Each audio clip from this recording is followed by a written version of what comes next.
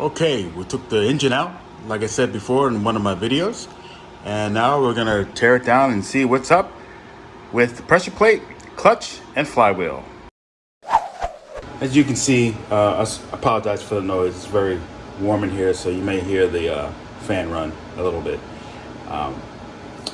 As you can see, this pressure plate is the old style pressure plate, like in the 60s. Actually, this was on the 67. So I'm gonna take this off. It was making a lot of noise when I pushed in the clutch.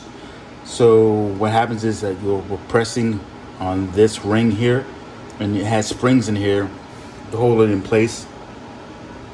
And so all of that was making a lot of noise with the clutch pressed in, with the clutch out. This is all worn. Obviously, I should have replaced this before I put the engine in the car, but now I'm just gonna take off the pressure plate. And at this point, we're not gonna lock the flywheel. There's no reason to. So let's do this first. This is a 13 millimeter here.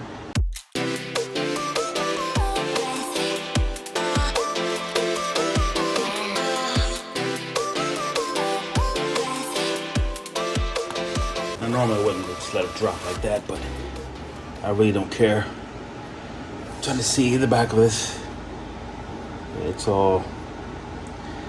kind of greasy and grimy, and it's not doing well. I mean, the clutch doesn't really engage if this is all grimy. So as you guys can see, it should be clean. It should look like this. Okay. Let's take out the clutch.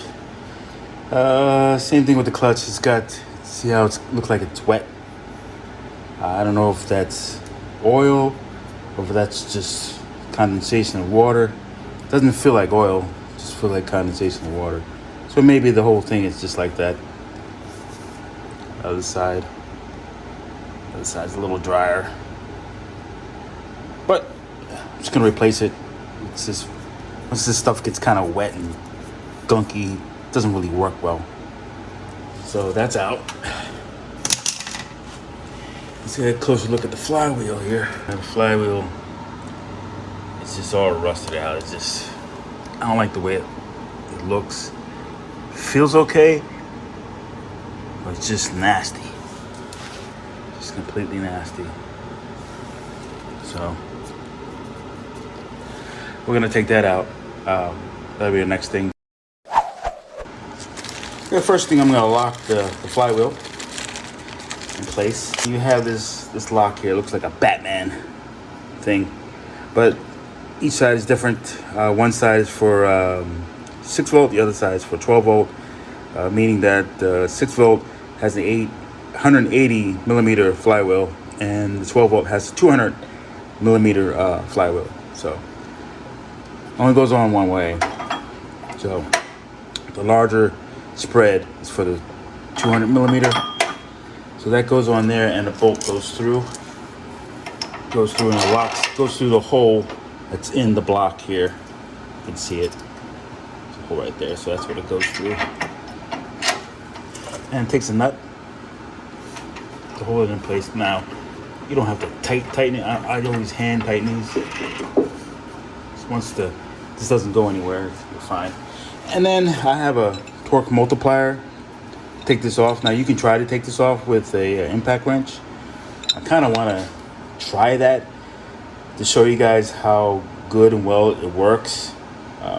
Sometimes it does, sometimes it doesn't. But I don't feel like beating up on this gland nut. So we're gonna use this guy. So just want to match this up and to your nut too. Right there. So I'm just gonna get it started.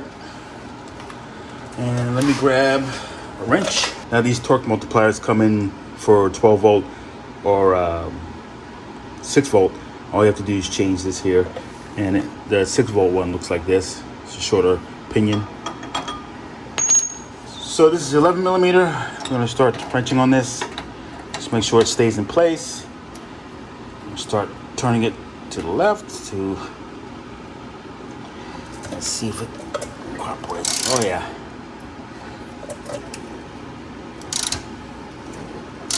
It's moving. I'm gonna stop right there. And you take this back off. Try to find another area to lock into. Do it there. This thing's very helpful.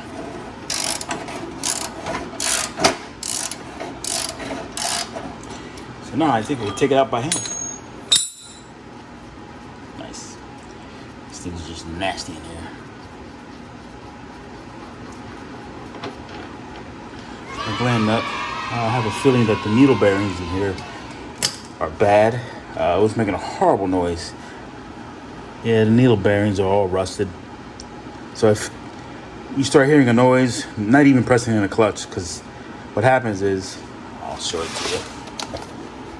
You can see it in here. Right here, this is where the gland nut rides on. So it rides on this guy here. And if the needle bearings are shot, you're gonna hear a lot of noise. And just that alone, I can just hear it. So definitely needle bearings are no good. They are no bueno. Look at it. No bueno. All right, so we're gonna replace that. Now I'm going to remove this guy. I'm gonna try to take off the flywheel. Take off the flywheel. I'm using pry bars. I'm gonna pry on each side, just carefully. I don't want to mess up the block, so it should come out. So I'm just going back and forth, just even back and forth. You can see, and eventually the flywheel will fall off. There you go. Like so. The flywheel, again, it's all rusted. A little bit of leakage, which is understandable from this here. It's okay. So the gasket looks good, but I'm going to replace it anyway. So I need to pull that out. There's shims behind that. I'm going to leave the shims where they are. Then I'm going to check for end play. So you can take off the bearing. Take off the gasket with one of these if you have it. If not, screwdriver will work. Just be careful so you don't mess up the wall.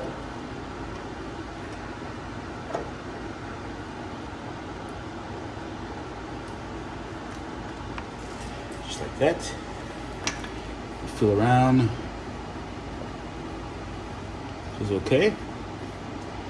There's shims in there. Yep. Shims are in there, so I'm gonna leave them alone. Let them stay. Don't worry about the oil coming out. It'll go away. And all you have to do is just refill it if you need to. So at this point, I am going to clean up around here. There's a lot of dirt and junk. Use brake cleaner for this stuff.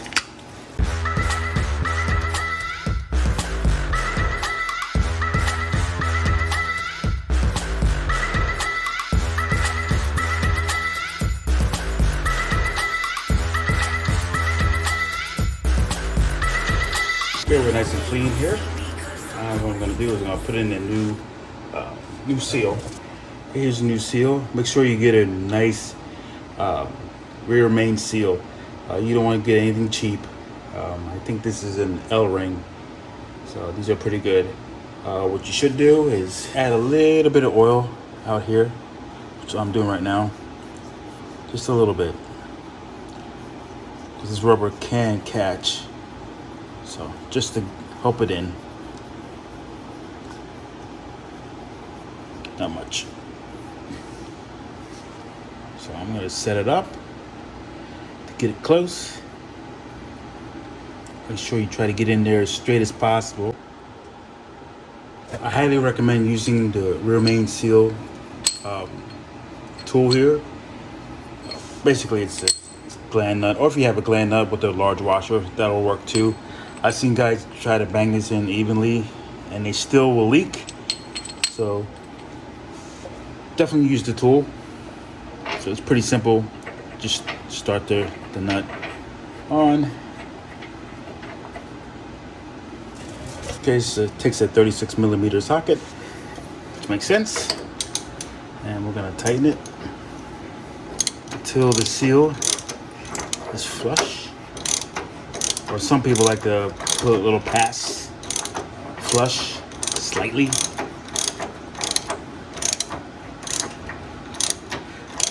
But you do whatever you want to do. Okay, let's check it.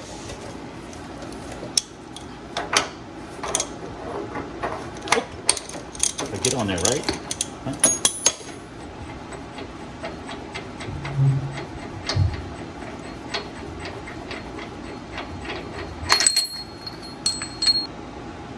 Oh, by the way, if you look at this, it does have a countersink here. So that way it clears the dowel pins. So there's a countersink there. Just make sure you don't put it like that, because eventually you're gonna hit these dowel pins. Hear them? You hit the dowel pins, and then you can't put this in any further. Just a side note.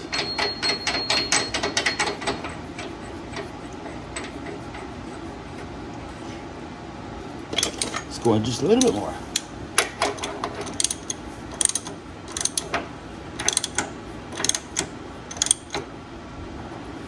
Okay, let's check and see how that is.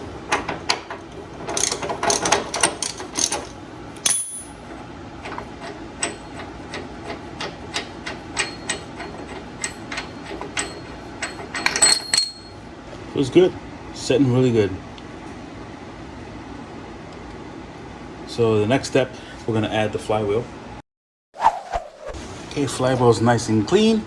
We're gonna line up the dowel pins here.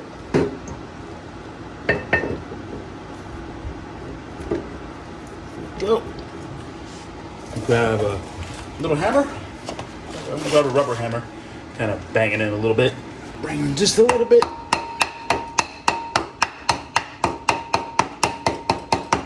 Not too hard.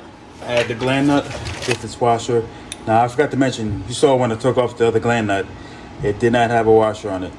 Actually, I'm gonna add a little bit of oil to the gland nut since I'm putting it on there and taking it off, because these gland nuts do have a coating on them.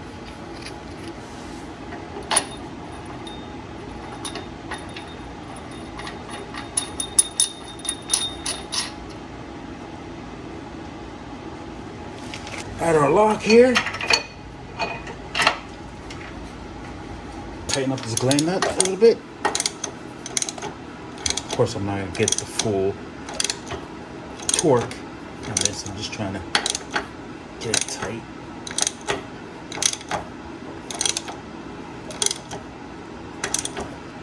Okay, as far as I'm gonna go.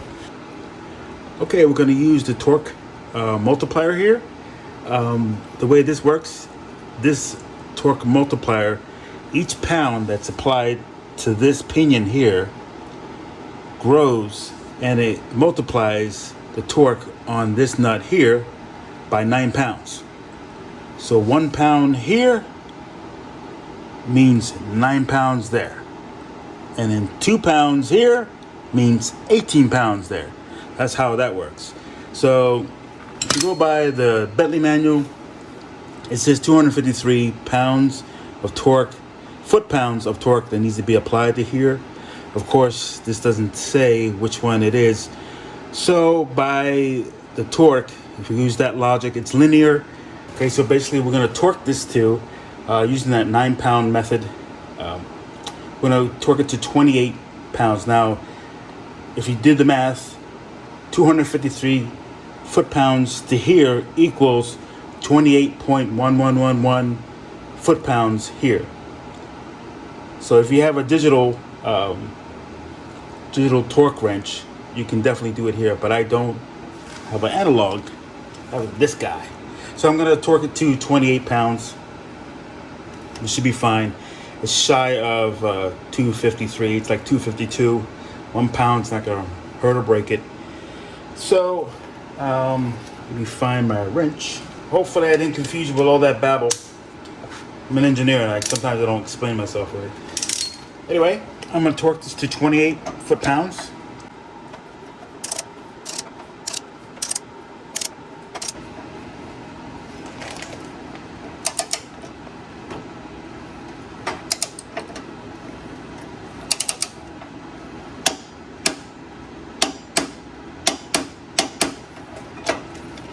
Okay. We should be at 252.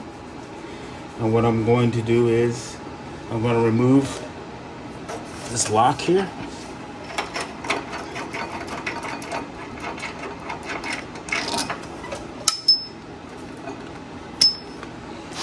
Take my rubber hammer and kind of lightly hit it from the front with a crank pulley.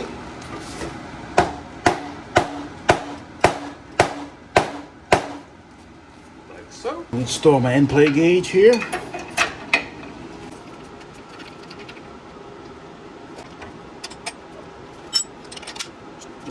Now, since I banged the crankshaft, this should be out in its furthest position. So I'm going to put this in. This is a number 4. Not gonna do it tight, just snug.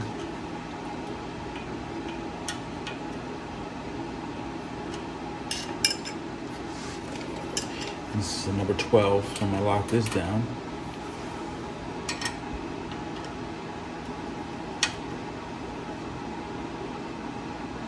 Not super tight. So now I'm gonna take my rubber hammer, take the rubber hammer and hit it in that direction.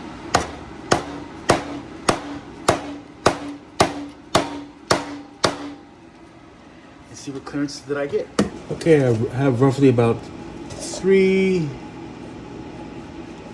to 4. I have roughly about 3 to 4 thousandths of end play inches. So the spec says between 3 and 6, so I think we're good there. I'm going to take off the flywheel, the gland nut, and make sure everything's clean. I still have to add the O-ring. That'll be the next step here. Okay, we're going to get in a little closer, and I'm going to do now is add that O-ring to the flywheel. And the O-ring goes inside of here, so I'm going to add a little bit of oil to the O-ring here, and then I'm going to stick it inside of here. Okay, O-ring's installed for the final time. You can't even see it because there's like a little O-ring groove in here. So now we're going to put this together.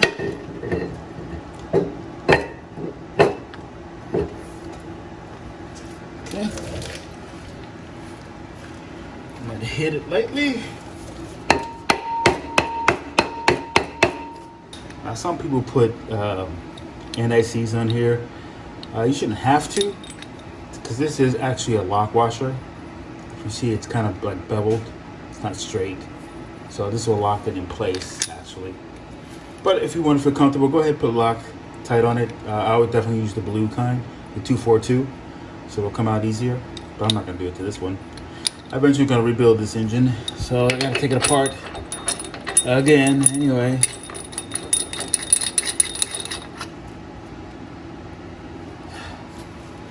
So once I lock that down, I'm gonna grab some grease and I'm gonna stick it inside of here. Or I can do it now. Might as well do it now. It's a lot easier in my hand. I did add grease inside of here where the needle bearings are. Not a whole lot.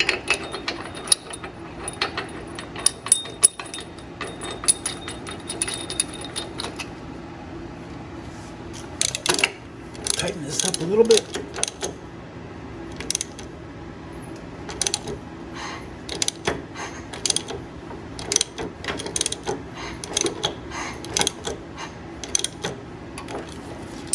The lock and multiplier in place.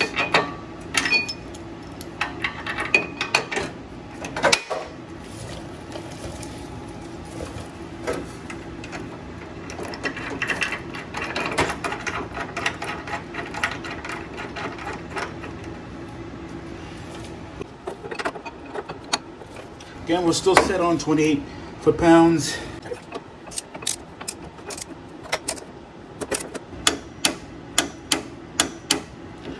Click it 3 times, just for my sake. Actually, I'm gonna check the end play one more time, just for my sanity.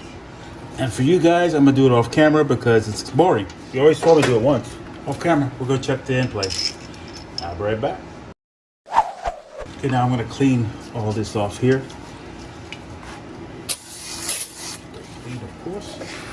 keep this clean as much as possible.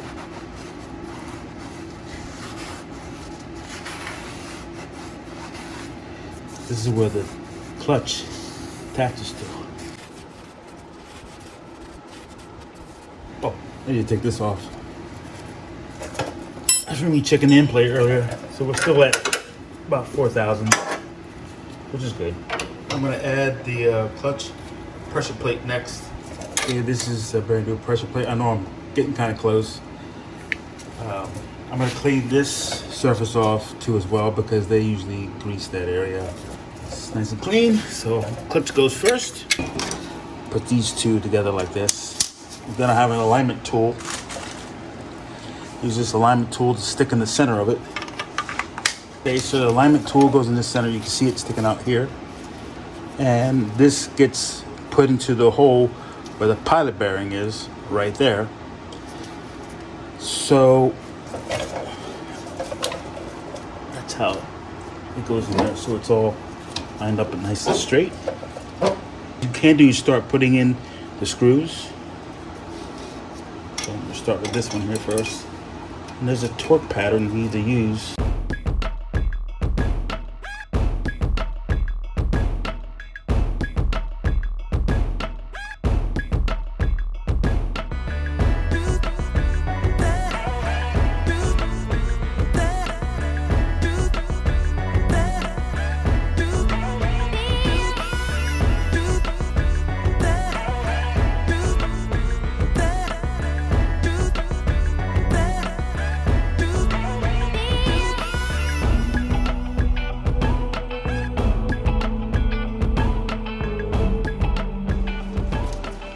Get them snug.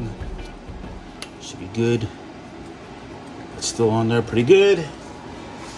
Let's torque them down. And you torque them down to 22 foot-pounds. All right.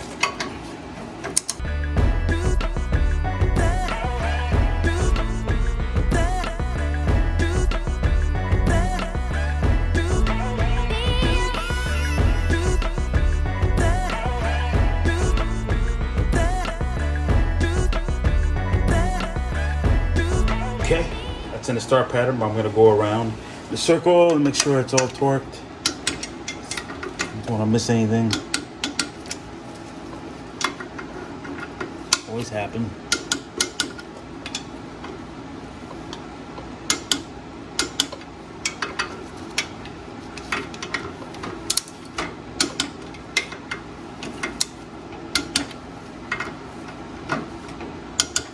All right.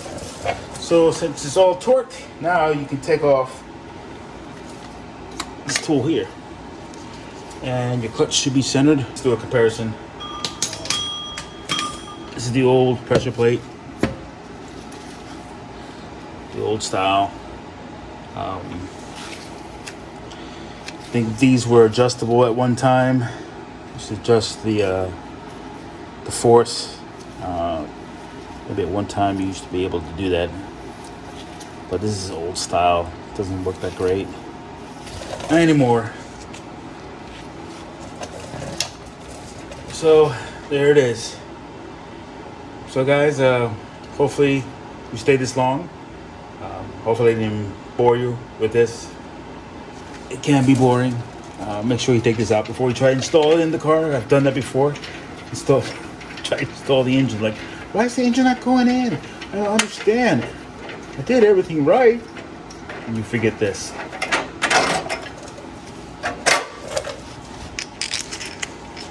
Happens to the best of us, guys. So anyway, thanks for joining me here today. I'm putting in a new flywheel and clutch and pressure plate. If you have an old pressure plate like the one I showed you before, definitely change it out. I should have done this earlier. But I was anxious to get in the car and see how it would look, how it sound, how it drove. And come to my conclusion, it did drive like crap because of the pressure plate and clutch were terrible. They're just not in good shape. Anyway, next step will be putting in the engine. I'm sure you guys don't want to see that. That's kind of boring. But that's basically it. So again, thank you for hanging in there. And if I haven't already told you, please subscribe and like, and have a good day.